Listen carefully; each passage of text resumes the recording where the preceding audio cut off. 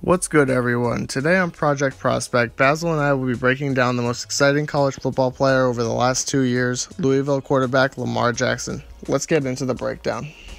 To start things off, Jackson scores a decent 7 out of 10 for accuracy. While he's capable of making almost every throw, he lets many throws get away from him, especially from around 10 to 15 yards out. However, he is very accurate on deep balls and in the short game.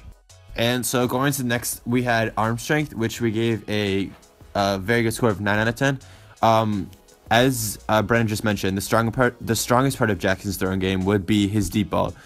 His strong arm is another reason the comparisons to Michael Vick are so prevalent nowadays. You won't have to worry about Jackson fitting balls into tight windows or his receivers getting too deep on longer routes, because he's more than capable of rifling it, and he can make every throw pretty much.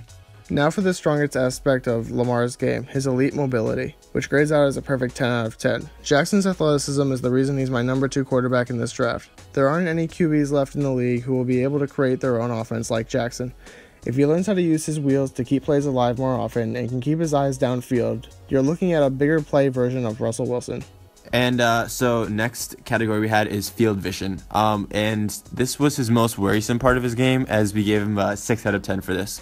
Me and Brennan have both watched him miss many open receivers on film, and he has a tendency to lock onto certain receivers and run if he doesn't like what he sees. What we saw at the Combine was not the greatest output that he wanted, and hopefully with a good coaching staff he'd be able to fix that and become a complete quarterback.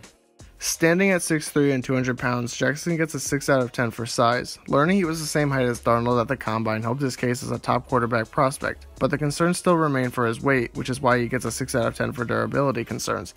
Jackson's style of play could potentially lead him down the RG3 path of losing the part of your game which made you special, if his size leads to many injuries. This is a big concern with Lamar. And so moving on to the next category, we had production, which obviously nobody can dispute this. He gets it a 10 out of 10 for production. As a former Heisman winner and Heisman runner-up this year, even though he had better stats this year than his Heisman winner year, it's obvious Jackson should receive a 10 out of 10 for production. Jackson racks up points and yards through the air and on the ground with ease. And so moving on to pro readiness, we gave Lamar Jackson a 6 out of 10 for. We don't believe that Lamar Jackson is a starting quarterback from day one. I think if you throw him into an NFL offense immediately, he's going to have a lot of struggles, just as a lot of the running, maybe not purely passing quarterbacks we've seen in the past couple of years, such as Jake Locker.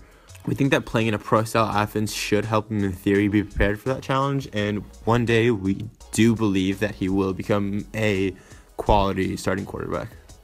To put it simply, Jackson has shown nothing when it comes to off-field concerns, so he scores a perfect 10 out of 10.